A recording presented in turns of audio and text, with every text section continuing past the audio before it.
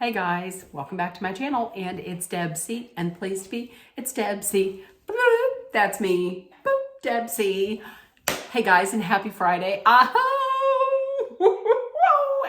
Listen, I hope everybody had a wonderful week and a great day today. In case you're wondering why I'm so happy, it's because it is the start of my vacanza. Hey Mom! What is today starting? My vacanza.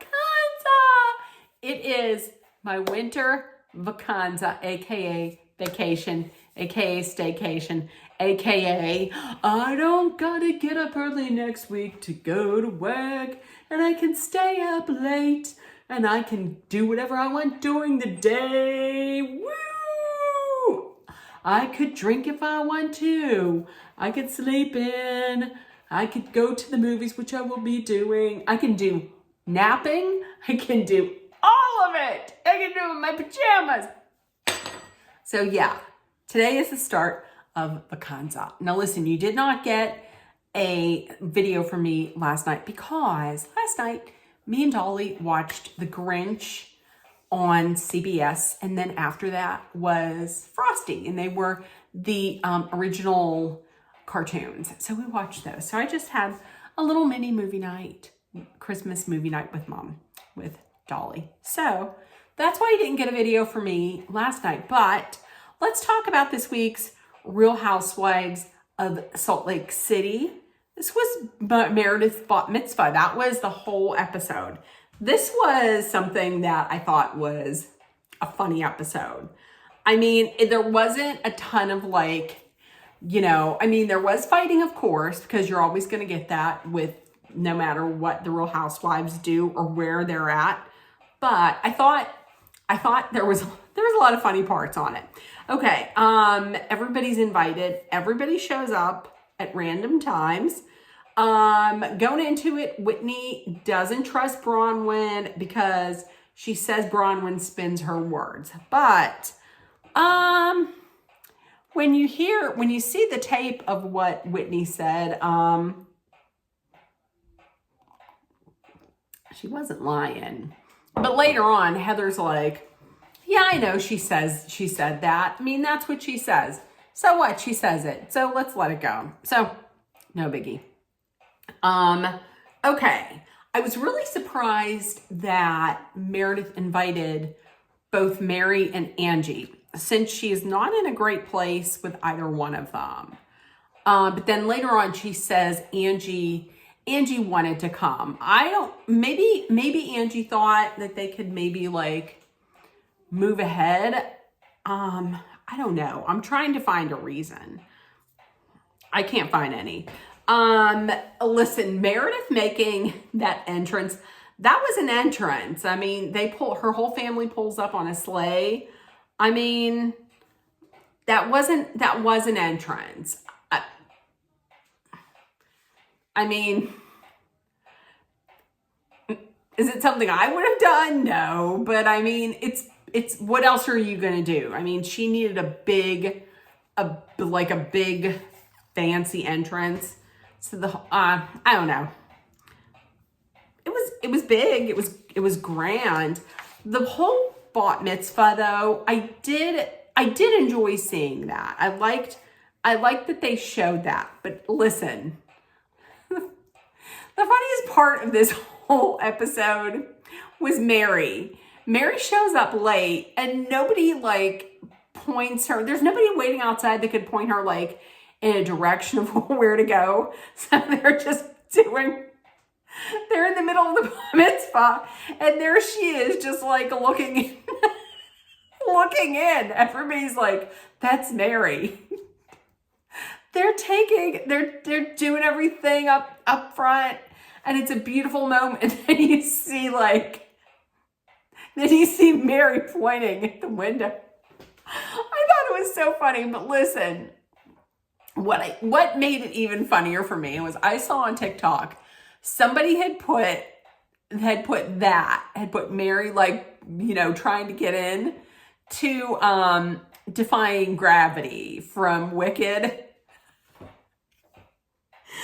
And it just made it even funnier. Like, why couldn't someone, we find out they had security. Why couldn't security like point her in the direction of where to go? I thought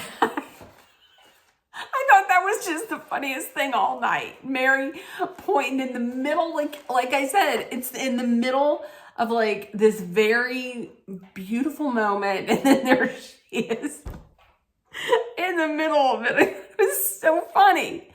Okay, we met Heather's. I don't know if anybody else paid attention to this, but we met Heather's plastic surgeon.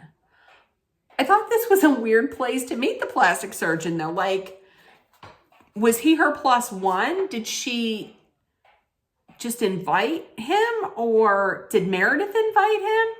Because she's like, this is my plastic surgeon. And we all know, listen, one of my pet peeves is when someone is invited to a party and then they just automatically invite like other people. You know what I mean? I'm not saying like they're plus one. I'm talking outside of their plus one. Like when they just invite people. That's why I was confused. I was like, did you just invite your plastic surgeon? Are you just inviting randoms to this bat mitzvah, or does Meredith know him or something? I also was really happy to see Meredith and Mary make up because they have always been friends. I was happy to see them make up just because there's so much going on with Mary and Robert Jr. that she doesn't need all this other stuff on her mind, especially minuscule things like that. I mean, friendship is a big thing, but when it pales in comparison to what she's going through with Robert Jr. Speaking of which, Mary was on Watch What Happens Live afterwards. And there was a question about which of your co-stars reached out to you about Robert Jr. And she said everybody except for Lisa Barlow. That's shitty. I mean, whether you like Lisa Barlow or not, I thought that was shitty. I mean, no. I thought that was terrible. And is it surprising? No. I did think it was terrible. So Angie, one of the little like back and forths was between Angie and Bronwyn. Now listen, they both went in wanting themselves an apology. Bronwyn wanted an apology because Angie told her shut the fuck up several times at the campfire. And Angie wanted an apology from Bronwyn because why? Because Bronwyn was twisting her words that she said about Lisa. Now listen, if we're going to be completely honest, if you want to nitpick Angie, the person that really brought this up was Lisa. I mean, Lisa was the one that was like, hey Heather, why don't you ask Bronwyn what Whitney said about you? And then that's when it opened the whole thing up, because then Angie inserted herself and that's what started that. But I'm going to tell you, listen, I love Bronwyn, but listen, if you're asking for an apology, even if you feel like maybe it's not 100% like authentic, maybe in this situation, just take it, because this is a religious event that means a lot to Meredith. So in order so that there's not like yelling at this, maybe just accept it. Just accept it, and then maybe in the back of your mind be like, I accepted that. I don't know that it's 100% authentic, but okay, let's just move on, because really, in the grand scheme of life, being told to shut the fuck up several times, it's not great, but it's not something that's gonna like be the worst thing that happens to you in your life. Also, I thought it was a little hypocritical for Angie to call Bronwyn mean. She's like, you're mean to people in social settings. Listen, considering what we're going to talk about with Brittany later on, I thought that was hypocritical. Also, listen, Ange, how about if you cool it on yelling dick? How about if you just cool it a little bit on screaming the word dick at a bat mitzvah with like the mother and the kids and the grandparents? And listen, I'm just saying, I'm a big fan of cussing, but I wouldn't have done it there. Also, listen, I'm not a fan of Todd. The more I see of him, the more I'm not a fan of his. But I will say, I think he just inserted himself because it was getting heated between the two of them. And that occasion, it wasn't appropriate for that occasion. I get why he inserted himself in that, because he wanted to like cool it down a little bit because people were starting to look. And you don't want to ruin this occasion that meant so much for Meredith and Meredith's family. But that being said, honestly, if I was Bronwyn and my husband had come over and was offering to buy the other woman a drink and was kind of like doing that, I'd be like, okay, listen, I know what you're trying to do. You're trying to calm it down, but you don't have to go that far. You don't got to be buying people drinks and, you know. So when he came over and turned himself in, that was like, if you're looking at who won the argument, well then it was Angie. So Bronwyn and Todd then go over to the bar to talk about that. I'm going to tell you, I don't know if anybody paid attention to it, but Maylee was walking over with them and they started talking and she was just like, and he had to be like, excuse me. That would have honestly have been me. I would have been like,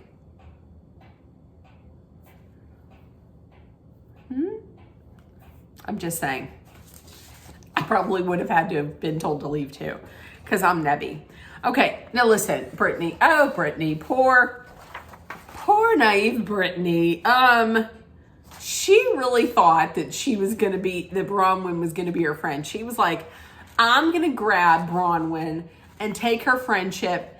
I'm gonna get this friendship for a hot minute. But Bronwyn was like, you're gonna get 5 solid, and then after that, I don't know what to tell you. Now listen, I thought Bronwyn was pissed at Angie because there was a discussion, a heated discussion. We all know she's pissed at Angie. So then how is she the one that then tells Angie, hey, just to be messy so you don't have to? Brittany called you a slut too. Brittany said you a hoe. And the reason why she did, I was like, oh, now look at you. Come on. Reason why she did, she said, she's tired of Brittany like playing the victim. So she's like, I don't know what to tell ya. Your time is up on the friendship. And then, I'm going to tell you. She didn't come out and say, you look like a slut. She said, you got high body count. To Brittany, you got high body count hair, high body count dress, high body count shoes. And look at me. Do I look high body count? Do I look easy? She was saying all of this. Like, before you say that, cover your nipple. Like, your nip's coming out of your Versace dress. Tuck it in. Tuck the girls in. Then get it. Then get to talking about people. Listen, I'm going to say this right now. Slut shaming is never cool. Like, it's never great. You should never do it to anybody. But listen, did I kind of think it was funny when she was like, high body count hair, high body count dress, high body count shoes. I thought it was funny in the moment. However, it obviously really hurt Brittany. And when she saw that it hurt her, she just kept on. I don't know if she was drinking a little bit or what, but do you see what I mean about being hypocritical? She called Bronwyn mean in social settings, but here she is basically calling Brittany slutty, and it's obviously hurting her feelings. That's what I thought was shitty. So eventually it's brought to Meredith's attention, that Brittany's upset because Chloe and Brooks were consoling her. And then, listen, she goes over to Brittany. Meredith goes over to Brittany to ask what happened. When Brittany says, she called me slutty hair. She called me slutty hair. What the hell is slutty hair? Like, if somebody called me slutty hair, I'd be like, what? What are you talking about, slutty hair? I didn't think her hair looked high body count. If anything, I thought it looked a little like this. Listen, and I'm going to say this because I know my hair never looks great. I look like slob. I look like slob hair, slob clothes, and slob shoes. And because that's me. I'm homey. Not homely, although maybe. I'm homey. That's just my look. But where was I going with this? Oh, anyways, if anything, I would say her hair that night looked like maybe a little like country music star back in the day. And the dress, I didn't think the dress was slutty. I thought the dress was cute. She came in the one scene and twirled around. I didn't think that was slutty at all. If we're talking anything, if we're talking between the two of them, the one who had the more high body count dress was Angie. Her nips were flying out. I'm just saying. So then here comes Angie after just calling her hair, after just saying she has a bumpa. I don't know what that is. After she's saying you have a bumpa and your hair looks slutty and you got a high body count hair. Then she comes over and she's like, I love your hair. Come on. You just called her slutty hair. Come on. She called me slutty hair. What is that? So then Meredith, listen, the producers, Meredith calls over security. She's like, security? Didn't the producers underneath put Tula and James actual security? Because now she's actually has security that is throwing people out.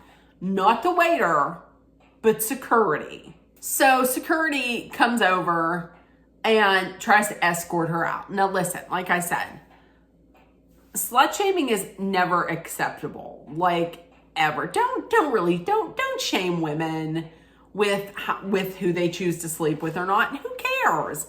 Ain't none of your business. But that being said, I don't know. I thought it was a little heavy-handed that she gets security to throw Angie out. I'm pretty sure if she was like, you can leave, go, I'm sure she would have just left. Also, who has security at a bat mitzvah? Like, maybe, I don't know, maybe she saw that something was going to happen. She's like, shit, we need security at this bat mitzvah. I don't know. I was thinking that. And then Angie walking out and she's like, they're like, what happened in there? And she says, I don't know what happened. How do you not know what happened? Angie, you were right there. You were right there. You know what happened. But listen, I'm going to tell you too. We know who started this whole thing. That was Bronwyn. But did you see Bronwyn? Bronwyn, right in the middle of it, she started that pot. And then she stepped back and was like, boom. No. And nobody said anything. Even Angie was like, I don't know what happened. She lost her mind. She was out there calling her slutty hair. I don't know what happened. You were right there talking. How you not know what happened?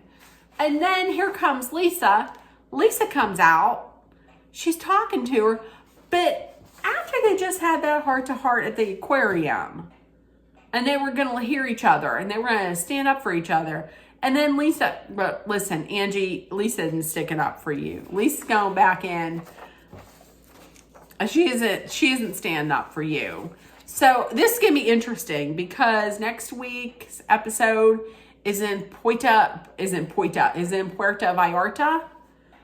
It is a trip planned by Lisa Barlow. So this is going to be very interesting. Very interesting. So in the comments, if you watched, let me know what you thought. The seating chart for the reunion came out.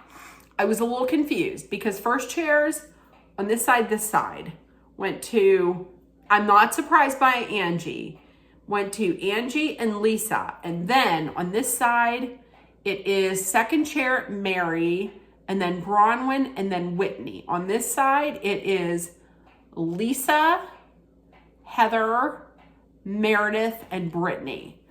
What I would have done different, I don't think Heather deserves second chair at all.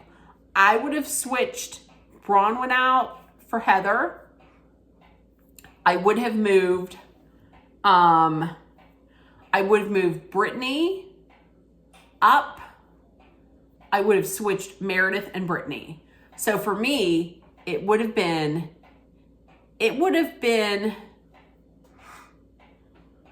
listen, I could either go Angie or Bronwyn in the first.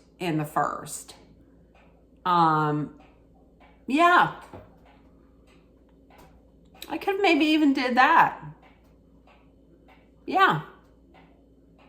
I mean, we'll see what happens the rest of the season, but Bronwyn, the point of the whole thing here is Bronwyn deserves better than third chair.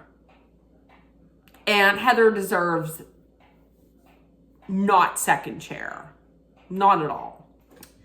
Okay, so in the comments, let me know what you think about all of this. And if nobody told you yet today, you're loved, seen, and heard. Please make sure that you put love, kindness, compassion, acceptance, hope, and positivity out there in the world so it comes right back at you. Please take care of one another. Also, please be aware of your surroundings. You know what? Especially when you're going out this holiday season and you're doing any kind of shopping, please be very aware of your surroundings. Be safe. Hydrate often with water, which is green tea. And also, if you're in a dangerous situation, please make sure that you are mindful, aware, smart, and safe at all times. And know that Dolly and I are sending our love, thoughts, prayers, and all kinds of positive energy and thoughts your way so that you make it out. So everybody, I will talk to you tomorrow for some Real Housewives of New York City eventually. I still got to watch it. I still got to make some notes. So I will see you guys tomorrow. Bye, guys. It's vacation, everybody. Bye, guys. Love you.